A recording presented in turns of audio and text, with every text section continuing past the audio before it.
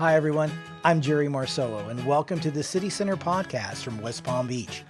When it comes to having fun outdoors, West Palm Beach is known for events like 4th on Flagler, Holiday in Paradise, and of course, the award-winning GreenMarket.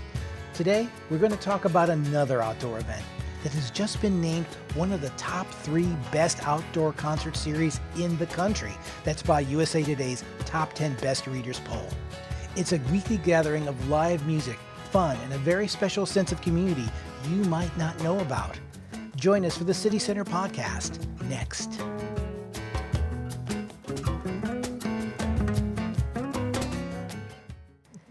Joining me today is Mary Pinnock, Marketing and Community Events Manager for the City of West Palm Beach. Mary, welcome. Welcome. Thank you, Jerry. Clematis By Night, a long-standing event in the community. Tell us a little bit more about it. Oh my gosh. Well, we celebrate its 30th birthday next June. So wow, 30 years. It really is 29 and holding.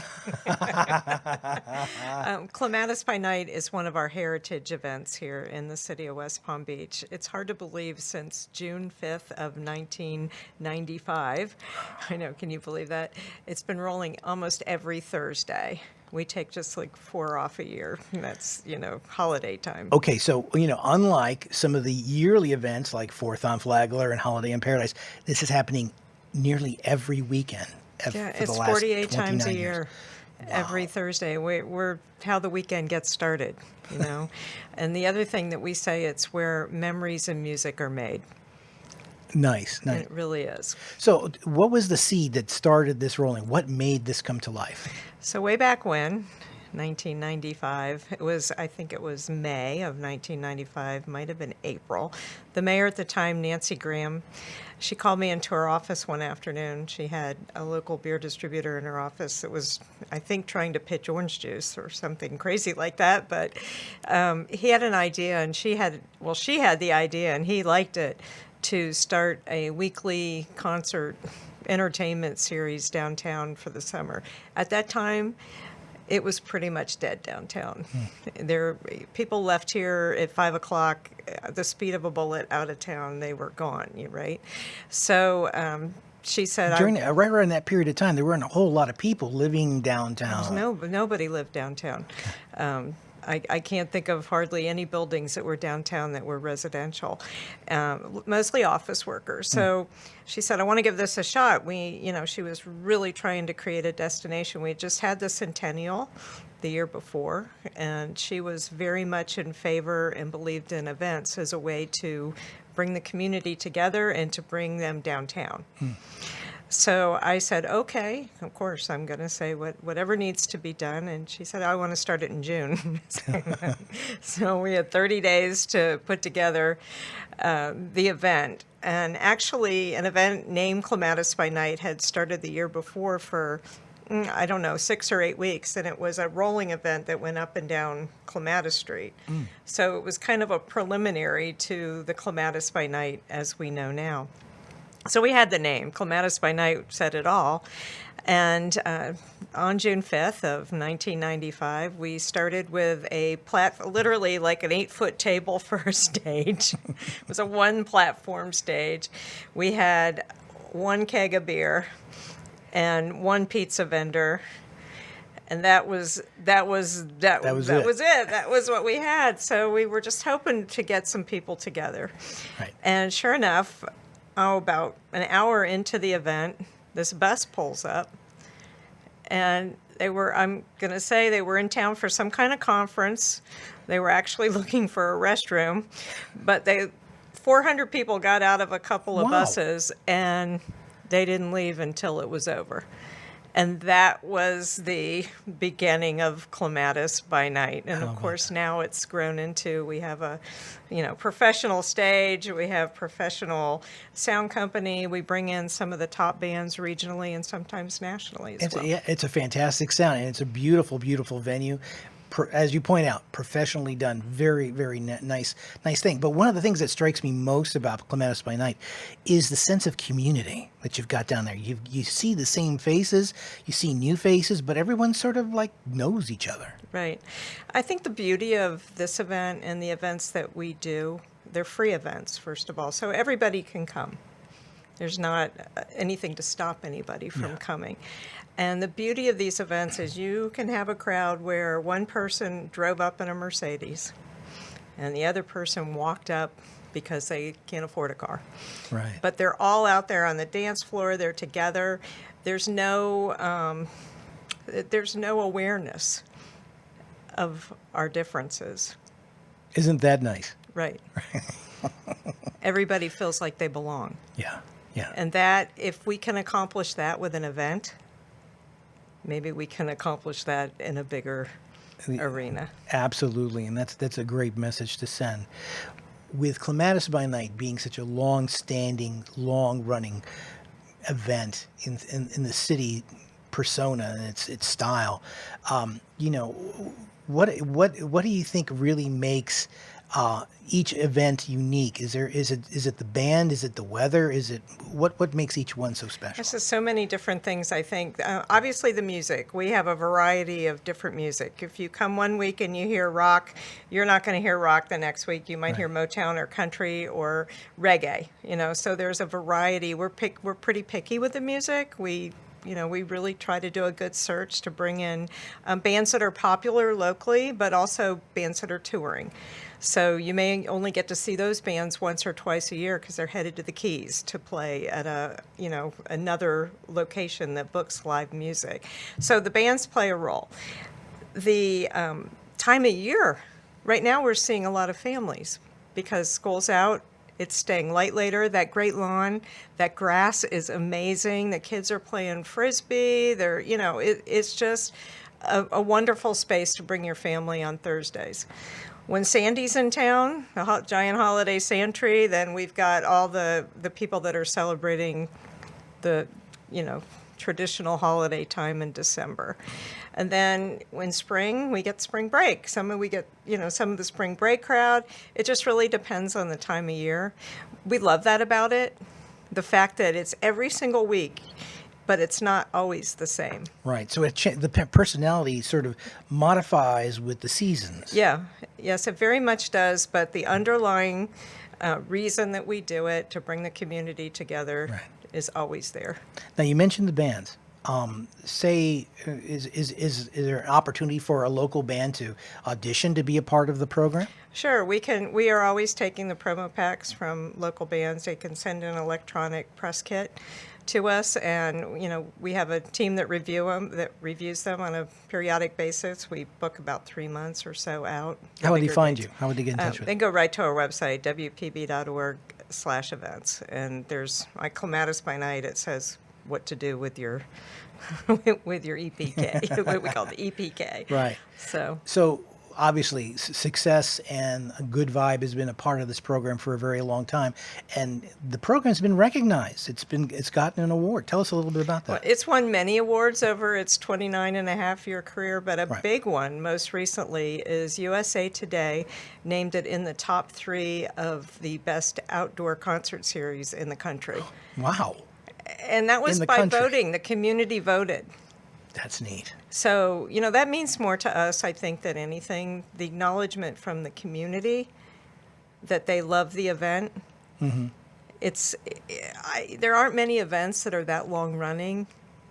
I talk to other people at conferences and government, that work for government, and things come and go, and people, change their mind about this or that.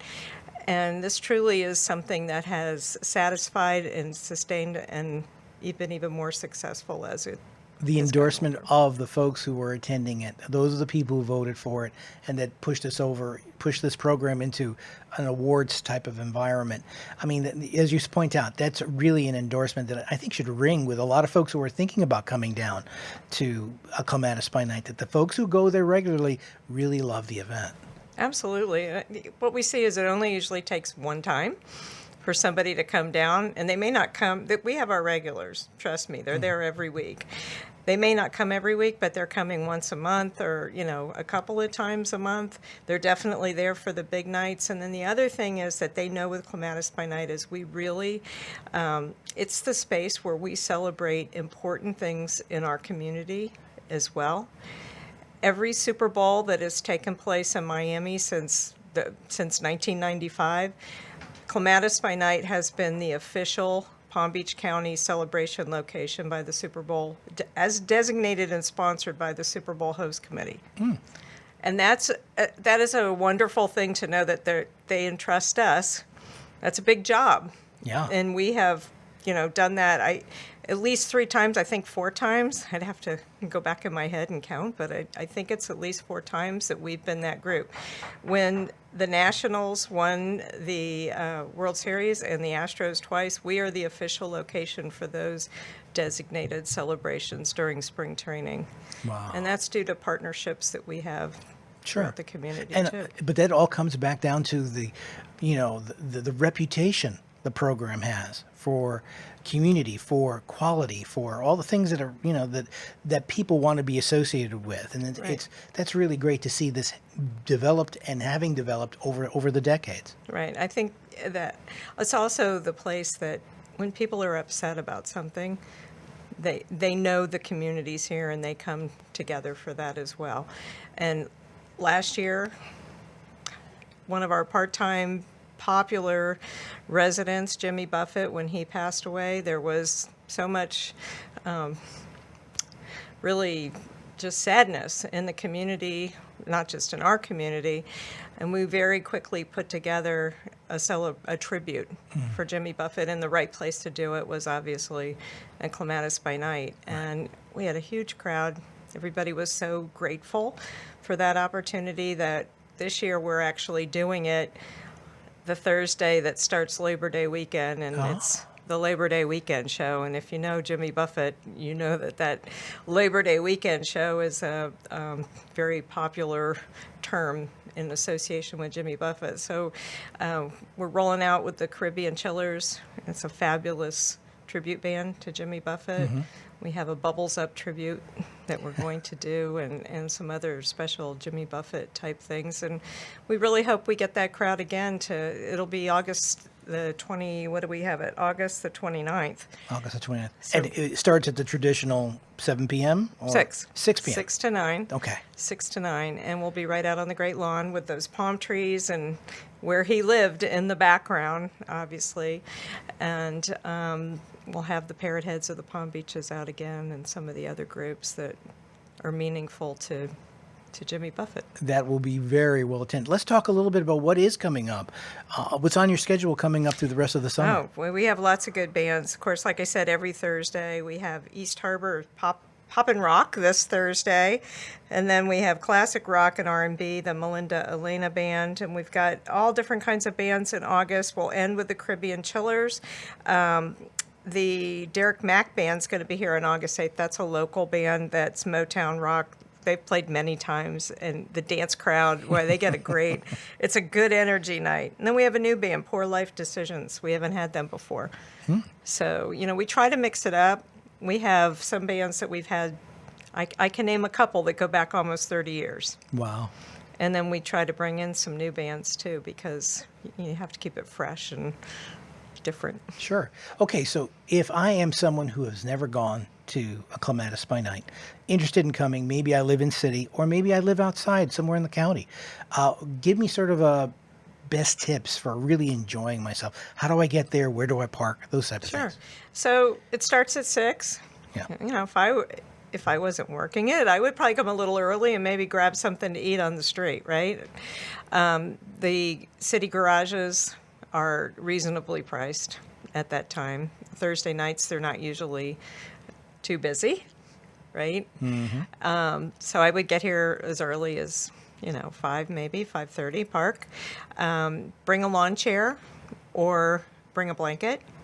The grass, though, on that great lawn is so amazing. I've seen people without blankets, but I would bring a chair or a blanket just for comfort. And there's no gates or anything people have to go No, it's absolutely free. Okay. We're right at the foot of Clematis Street. Yeah. Right where the fountain is. Okay. And right in that great lawn. So we have any of the refreshments that you would want to drink. And we have food vendors that are out. So that's handled. So I should plan on getting there 5:30, 6 o'clock. How late do we go? We go till 9. Okay. We go till 9. We find that to be, over the course of 30 years, I can tell you many different times that we've gone till this, we've gone till that. 9 o'clock's a sweet spot.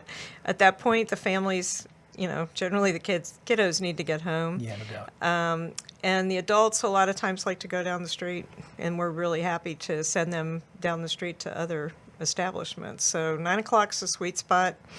Like I said, tried many. we have been through many different times, and 6 to 9 seems to be the best. This time of year, you want to dress cool clothes because it can be hot. Is it buggy? Not bugs, but it can be hot, and at least till 7 o'clock or so, you want to wear sunscreen. Yeah, but there are shady patches, and as that sun goes down beneath the buildings, it cools off even more. Fantastic. All right, so if we've covered a lot of ground here, is there any specific points you really want to share with folks about the program? I just hope everybody realizes how special it is. Like I said, I have friends in other municipalities, and very rarely do you see an event that lasts almost 30 years so far with the following that it has. I've seen my kids grew up there. Now I'm seeing their kids, kids of kids grow up there. It really is my husband never misses it, and it's not because I'm there, because he says, I really need that once a week. I need to be able to be outside.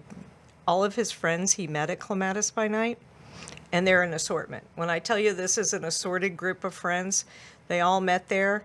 They meet just about every Thursday night, and they leave the drama of their lives behind, and they listen to music, and they enjoy this beautiful city, and they enjoy this beautiful event. It is a beautiful event, and we're hoping that more and more people will take advantage of this on a weekly basis. And wow, a tremendous amount of work by you and your team to make this happen on a weekly basis. So thank you very much for what you do. Thank you. And thank you for listening to today's discussion. If you enjoyed the show today, please like and subscribe to see more of our content. The City Center podcast is produced by the City of West Palm Beach Communications Department. I'm Jerry Marcello. We'll see you next time.